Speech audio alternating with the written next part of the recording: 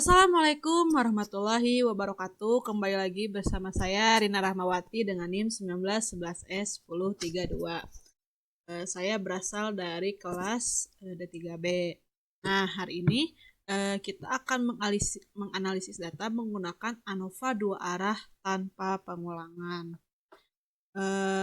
Nah, untuk ANOVA 2 arah tanpa pengulangan ini juga bisa dianalisis menggunakan Excel. Langkah pertama yang selalu kita lakukan itu uji hipotesisnya. Terdapat dua uji hipotesis ya, seperti biasa.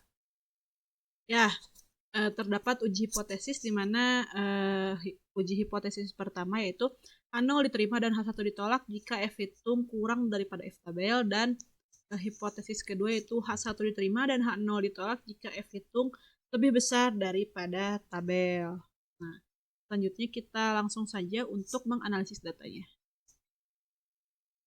Analisis, kita pencet, kita memilih yang ANOVA 2 factor without application. Kita input range-nya. Oke, alpanya 0,5, labels-nya, output range-nya kita pilih di sini aja. Output range-nya kita pilih di sini. Ini. Oke, setelah itu chat oke. Nah, sini udah ada ya hasil dari data analisisnya.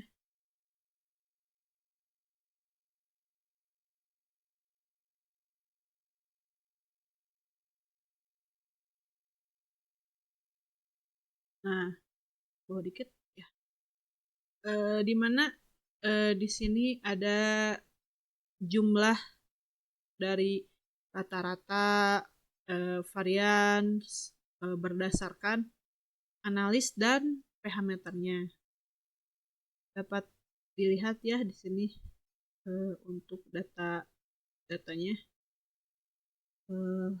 Lalu ini adalah rows-nya. Terus supaya lebih memudahkan kita bisa mengganti menggunakan analis ya, supaya nanti nggak pada bingung. Dan kolom kita bisa ganti dengan pH meter. pH meter. Nah, lalu selanjutnya kita bisa membandingkan antara F hitung dan F tabelnya ya.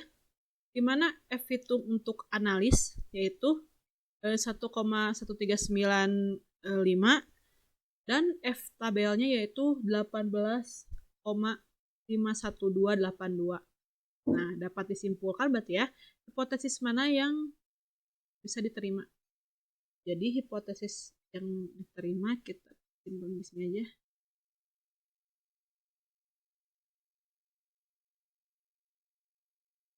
Nah, untuk hipotesis yang diterimanya yaitu untuk analis H0 diterima dan H1 ditolak jika F hitung lebih kurang dari F tabel, karena F hitungnya kecil ya, lebih kecil, ini kecil sekali pada F tabelnya. Lalu kita lihat juga nih FPH meter dan F tabelnya, F hitung parameter dan F hitung F tabelnya. Nih, F hitung untuk pH meter yaitu 2,1163 kalau dibulatkan ya, dan F tabelnya itu 19. Nah, berarti ini juga sama ya, hipotesis yang dapat diambilnya itu sama, dimana 0 diterima dan 1 ditolak jika F itu kurang dari F tabel.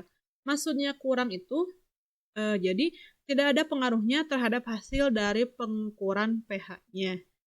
Jadi secara garis besar itu tidak ada perbedaan yang signifikan nih antara pengamatan dari analis dan nilai dari pH-nya. Terdapat perbedaan, namun perbedaannya itu tidak signifikan. Dan bisa dilihat juga kalau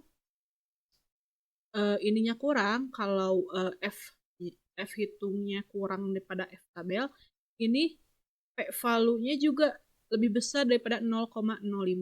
Kalau misalnya lebih kecil, lebih besar F hitungnya dibandingkan F tabel, maka P value-nya lebih kecil.